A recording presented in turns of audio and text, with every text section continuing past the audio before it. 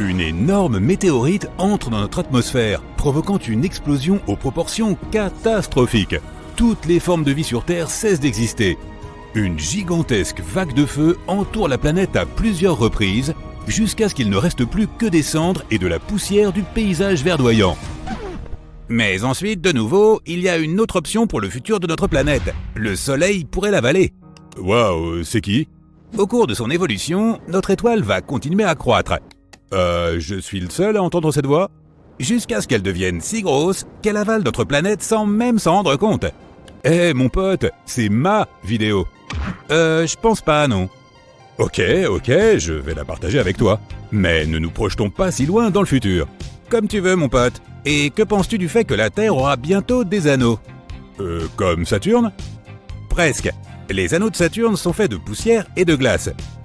Oui, j'en ai entendu parler. Il y a des milliers d'années, quelque chose de vraiment mystérieux s'est produit sur l'orbite de Saturne. La gravité de la planète a détruit l'un de ses satellites.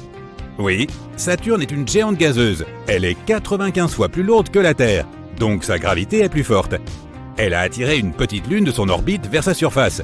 Puis, elle a été détruite de l'intérieur par des forces de marée comme celles qui existent entre la Terre et la Lune. De nombreux fragments immenses sont restés sur l'orbite de Saturne. Certains scientifiques disent qu'il y a eu une collision de deux lunes à cet endroit. Elles se sont écrasées l'une contre l'autre comme des boules de billard. Résultat, les deux corps cosmiques se sont transformés en un tas de débris et de blocs de glace. Peu importe comment ils sont arrivés là, ces débris ont commencé à tourner autour de Saturne. Ils sont entrés en collision les uns avec les autres, se transformant en roches plus petites. Cela ressemblait à une sorte de mixeur cosmique. Les roches se sont progressivement transformées en poussière et d'énormes blocs de glace se sont transformés en petits cristaux. En moyenne, ces objets sont proportionnellement équivalents à la taille d'un ongle humain par rapport à celle d'un bus scolaire. Et bientôt, des anneaux similaires vont apparaître autour de la Terre. Mais comment? Je veux dire, nous avons la Lune, et il est difficile d'imaginer qu'elle puisse exploser un jour. De plus, nous n'avons pas d'autre Lune pour recréer la même collision dans notre orbite. Des débris spatiaux. Nous en avons beaucoup. Nous avons commencé à lancer des vaisseaux spatiaux dans l'orbite terrestre vers 1957, et ça suit presque toujours le même scénario. Oui, une fusée est constituée de plusieurs parties, un propulseur ou même plusieurs. Le deuxième étage de la fusée et une cargaison qui est contenue dans une capsule à la fin de la fusée. Le propulseur pousse la fusée presque jusqu'à l'orbite, puis la désamorce. Le deuxième étage allume les moteurs et monte encore plus haut pour mettre la cargaison en orbite. Ensuite, le deuxième étage se détache également et la capsule de chargement libère le satellite ou la sonde spatiale dans l'espace. Oui, le premier et le deuxième étage de la fusée et la capsule cargo sont jetables. Cela signifie qu'ils restent dans l'orbite de la Terre. Au fil du temps, notre planète les attire. Ils entrent dans l'atmosphère et se consument à cause de la friction avec l'air. Mais de nombreux objets restent en orbite autour de notre planète pendant des décennies. En 2021, il y a environ 170 millions de débris spatiaux dans notre orbite. Il s'agit de parties de vaisseaux spatiaux comme les boulons utilisés pour déconnecter les étages de fusée. Il y a aussi d'anciens satellites artificiels, des satellites en fonctionnement, des engins spatiaux en état de marche et des débris liés à des collisions qui se sont déjà produites.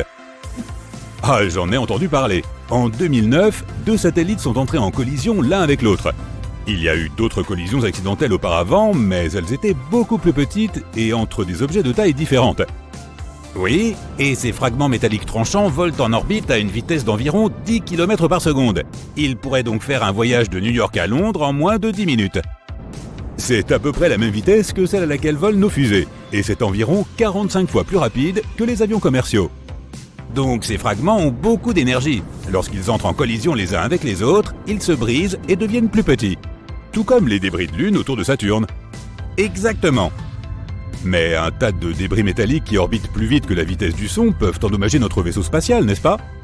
Oui, la Station spatiale internationale a déjà allumé ses moteurs pour manœuvrer une fois afin d'éviter une collision avec un nuage de débris spatiaux. Les pièces métalliques tranchantes peuvent endommager la coque de la station, voire la perforer. L'ISS, qui vaut environ 150 milliards de dollars, serait alors détruite. Donc, si nous continuons à jeter des débris en orbite, nous pourrions vraiment doter notre planète d'anneaux. Et ils seront visibles même pendant la journée. Ils reflèteront la lumière du soleil, tout comme la Lune. Et si tu regardes par la fenêtre, tu verras de belles rayures interrompues par l'ombre que projette la Terre.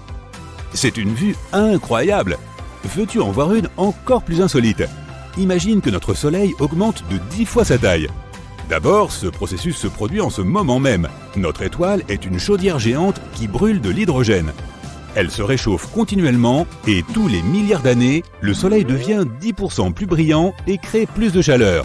Il va chauffer davantage la Terre et finalement les océans et les mers de notre planète vont commencer à s'évaporer. D'épais nuages couvriront complètement le ciel, transformant la Terre en une serre géante.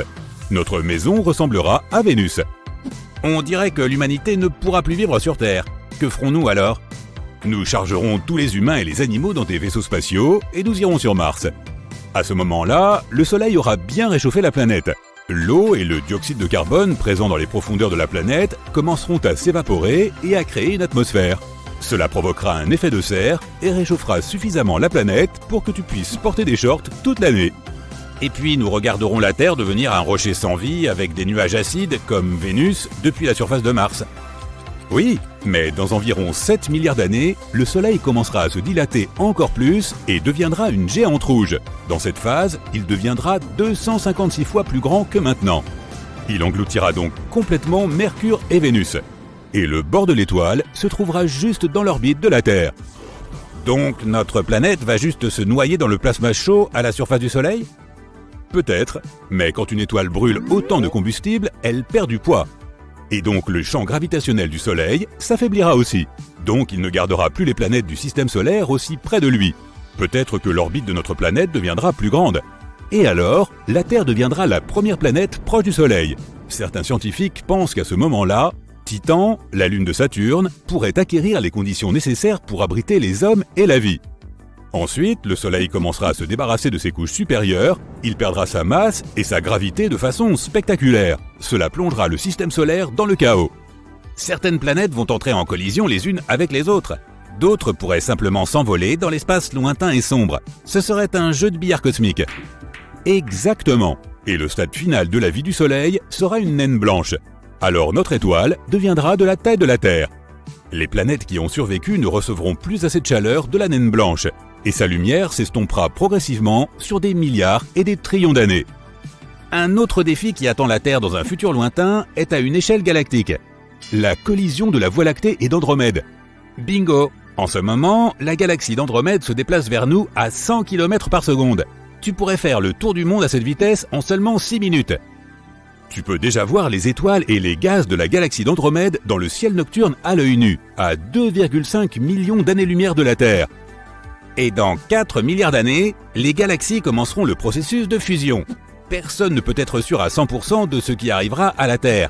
Cela pourrait être le chaos total, avec les étoiles et les nébuleuses des deux galaxies qui entreront en collision. Ensuite, des explosions de supernovas se produiront partout, comme des feux d'artifice. Mais cela dit, il est extrêmement improbable que cela se produise. La concentration d'étoiles et d'objets spatiaux dans les galaxies est très faible. Les distances qui les séparent sont gigantesques. C'est comme si tu prenais une poignée de sable et que tu la dispersais sur toute la planète. Le scénario le plus probable est qu'au moment où les deux galaxies entreront en collision, il n'y aura plus d'eau liquide sur la surface chaude de la Terre. Cela signifierait la fin de toute vie terrestre. Les scientifiques pensent que cela peut se produire dans environ 3,75 milliards d'années. Tu es un sismologue qui travaille dans un observatoire géologique. Le matin, tu vérifies les équipements qui surveillent l'activité sismique et règles les instruments. Ensuite, tu inspectes les mouvements des plaques tectoniques. Soudain, l'un des appareils montre un signal étrange. C'est comme un petit tremblement de terre. Tu enregistres cette poussée et continues à travailler. Mais le signal se répète à nouveau. Un peu de temps passe et les appareils l'enregistrent pour la 3e fois. Tu comprends qu'il ne s'agit pas d'un tremblement de terre car le signal est trop faible pour cela. Il se répète toutes les 26 secondes et ressemble à un pouls. Le cœur humain pulse près du centre de la poitrine. Le pouls de la planète provient également de son centre, l'équateur. Tu appelles d'autres spécialistes et tu leur parles de ce phénomène inhabituel, mais personne ne sait de quoi il s'agit. De plus, tu ne parviens pas à déterminer la source de l'impulsion. Tu arrives à l'endroit d'où provient la vibration et tu ne trouves rien. Le sol continue de vibrer sous tes pieds, mais il est impossible de comprendre la raison. Dans les années 1960, cette impulsion appelée microséisme a été découverte par des sismologues américains. Plus de 50 ans ont passé, mais les scientifiques du monde entier ne connaissent toujours pas la nature de ce phénomène. Il semble que notre planète ait un cœur caché à l'intérieur de sa croûte, qui bat toutes les 26 secondes. Selon les chercheurs, ce cœur pourrait être situé dans la partie sud ou équatoriale de l'océan Atlantique, dans le golfe de Guinée. Cette zone est appelée le golfe du Biafra. Chaque hiver, le pouls devient plus fort, mais il s'affaiblit à nouveau en été. Quand les scientifiques ont commencé à explorer cet endroit, ils ont avancé une théorie selon laquelle l'océan pouvait être à l'origine de l'impulsion. Les vagues frappent le plateau continental de la planète. Cet impact déforme le fond de l'océan. Une main humaine qui frappe une table fonctionne sur le même principe. Assieds-toi d'un côté de la table et pose tes mains dessus. Laisse quelqu'un d'autre frapper la table depuis le côté opposé. Tu sentiras une vibration. Les vagues de l'océan qui frappent le littoral créent un effet similaire. Quelqu'un peut objecter qu'il y a des vagues partout dans le monde, pas seulement à l'équateur. Oui, mais c'est là que le soleil chauffe le plus notre planète. L'énergie solaire provoque des tempêtes et des vents puissants et accélère les courants océaniques et les vagues.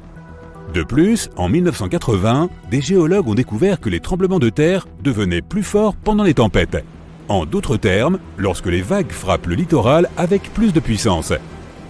Mais tous les scientifiques ne sont pas d'accord avec cette théorie. Certains chercheurs pensent que la planète a des pulsations à cause de l'activité sismique.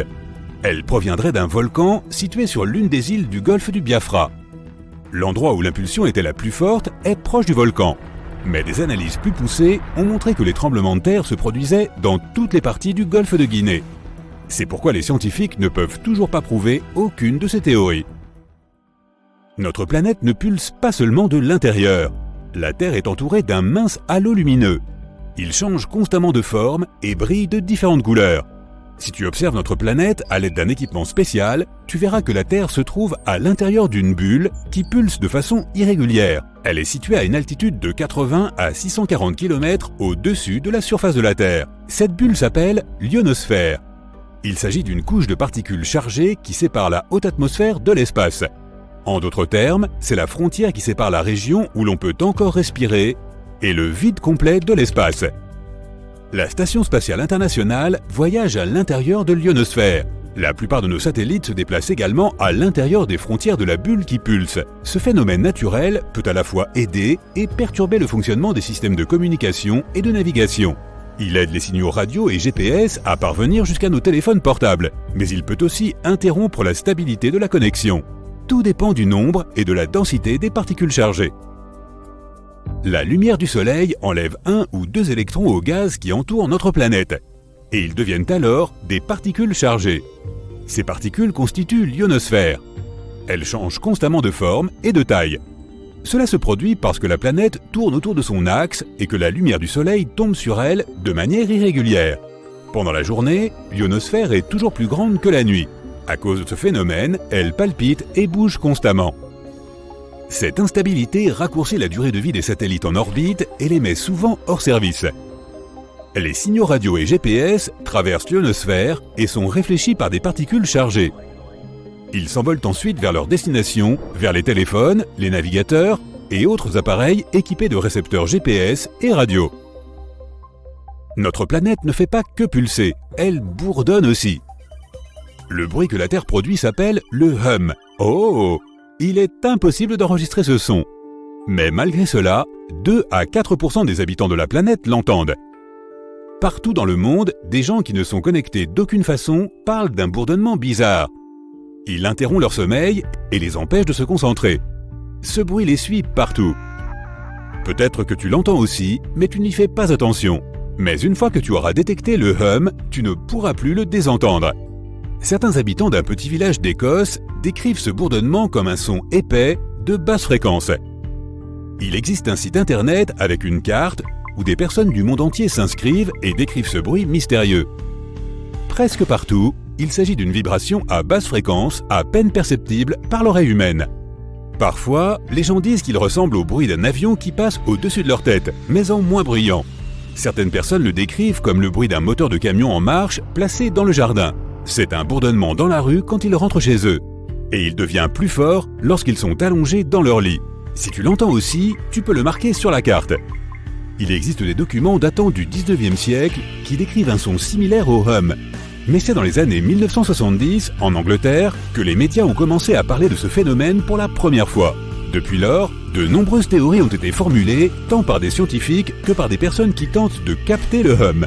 Il existe une hypothèse selon laquelle le bruit proviendrait du trafic à grande vitesse sur les autoroutes, ou bien qu'il serait causé par un trop grand nombre d'avions qui volent dans le ciel.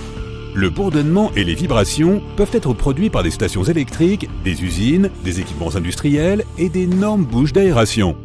Certaines personnes pensent que la raison de ce bourdonnement est le mouvement des plaques tectoniques et de la croûte terrestre sous les eaux océaniques, mais personne n'a encore réussi à le prouver. Dans la plupart des cas, les gens entendent le hum dans les grandes villes.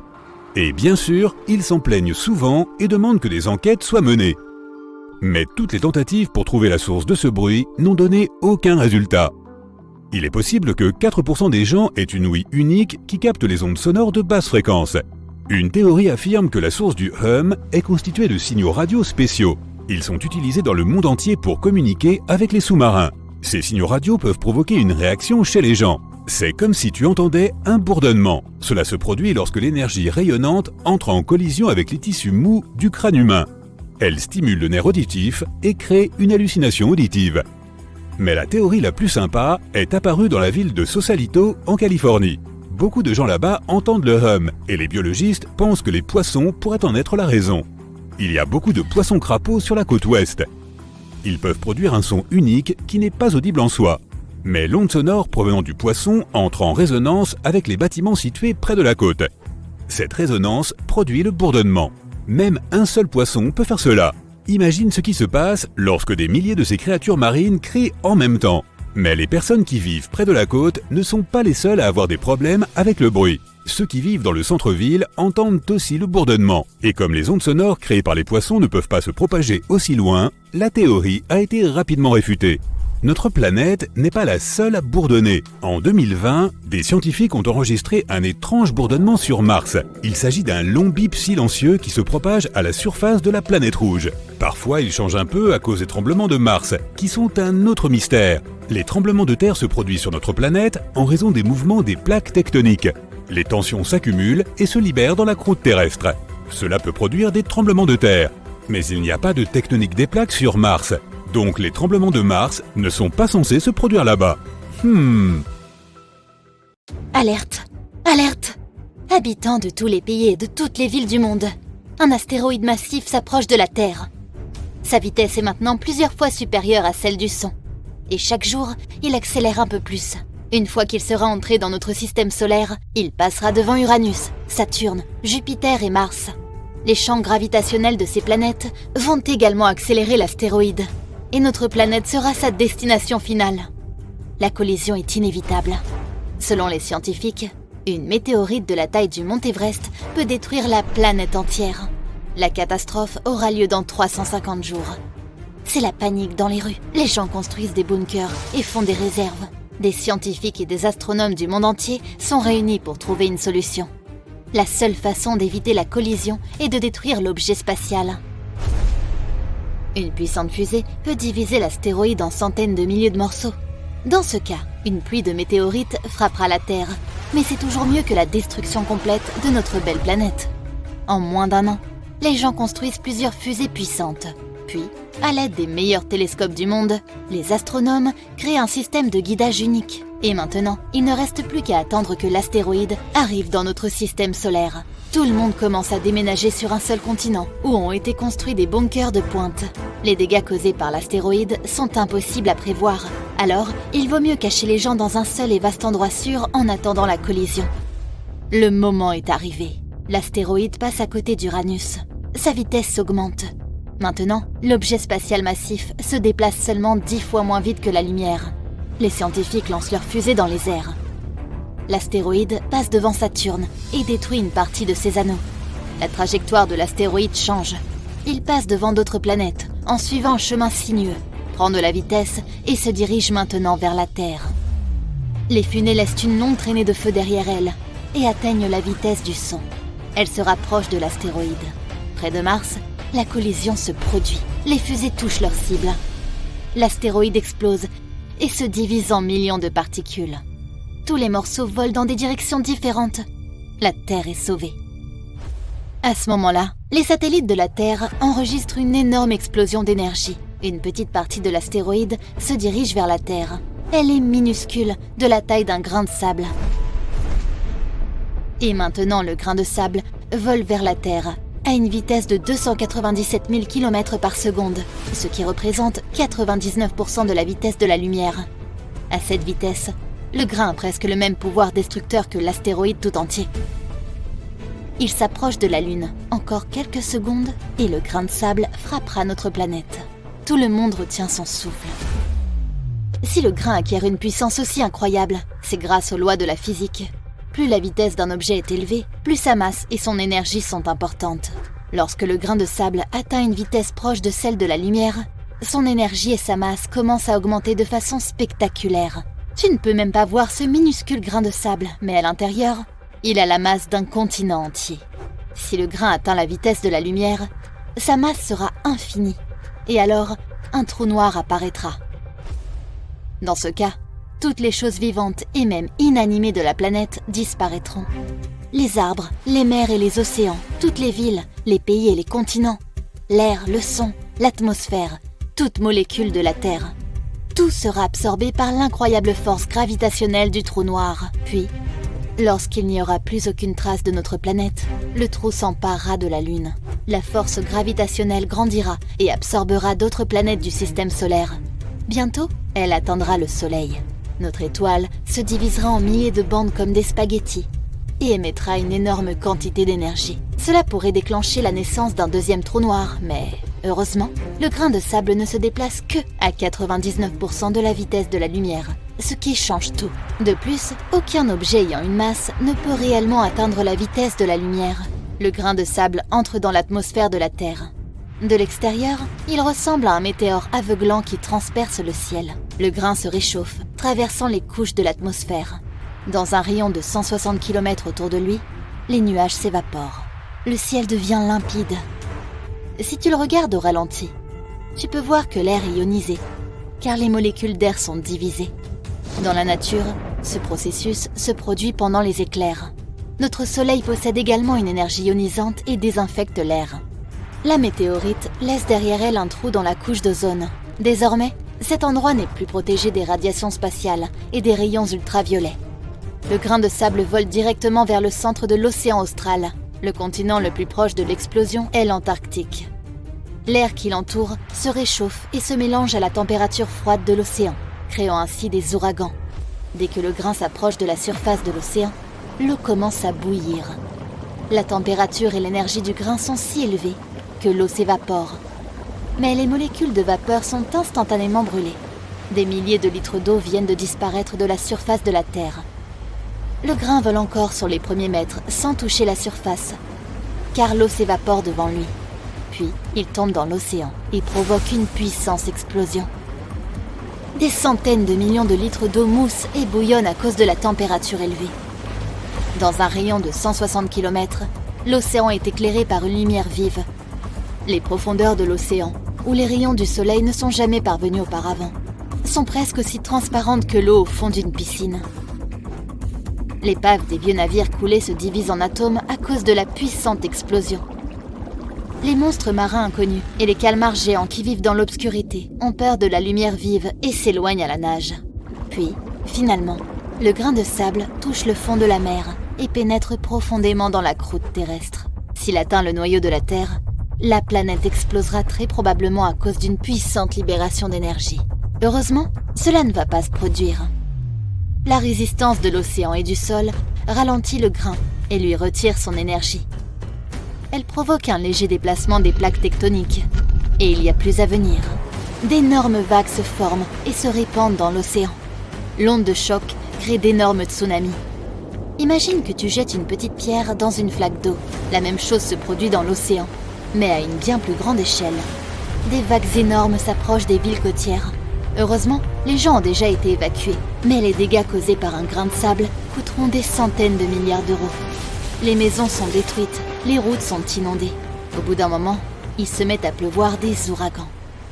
L'eau de l'océan vaporisée par le grain forme d'énormes nuages d'orage. Le vent les pousse vers les continents. Puis, après le tsunami, une pluie incessante se met à tomber, inondant des pays entiers. Plusieurs jours plus tard, les catastrophes naturelles sont toujours là. La température de l'océan austral a augmenté de plusieurs degrés. L'eau est en train de bouillir sur le lieu de la collision, faisant fondre les glaciers de l'Antarctique. Des millions d'icebergs fondent. Si bien que le niveau d'eau des océans du monde entier augmente. Les côtes de certains continents sont submergées pour toujours. Les nuages d'orage atteignent le Sahara et d'autres déserts. Le déplacement des plaques tectoniques provoque des tremblements de terre sur certains continents. Les volcans se réveillent. Le ciel est rempli de cendres volcaniques. Il faudra des mois pour que toutes les cendres se déposent. Au début, cela crée des conditions difficiles pour la vie sur Terre. Les plantes et tous les êtres vivants ne reçoivent plus assez de lumière du soleil. Dans les arbres et les algues, la photosynthèse est perturbée. La production d'oxygène s'arrête. Il est de plus en plus difficile de respirer. L'air qui remplit l'atmosphère de la planète s'épuise lentement. Les humains doivent s'adapter à de nouvelles conditions. Ils construisent de nouvelles villes sur la Terre et dans l'océan. Ils créent des plantations avec un éclairage artificiel pour stimuler la photosynthèse. Heureusement, tous les problèmes prennent fin lorsque les cendres se déposent. À l'intérieur des volcans, il y a du magma chaud qui coule. Il peut s'avérer utile car il est riche en éléments chimiques et en minéraux. Avec les cendres, les nutriments tombent sur le sol, qui est désormais bien fertilisé. Les plantes, les arbres, les fruits et les légumes poussent incroyablement vite et produisent à nouveau beaucoup d'oxygène. Le Sahara est désormais rempli de fleurs. Et il ressemble plus à une prairie qu'à un désert. Au lieu de détruire la planète, le grain de sable l'a simplement renouvelée.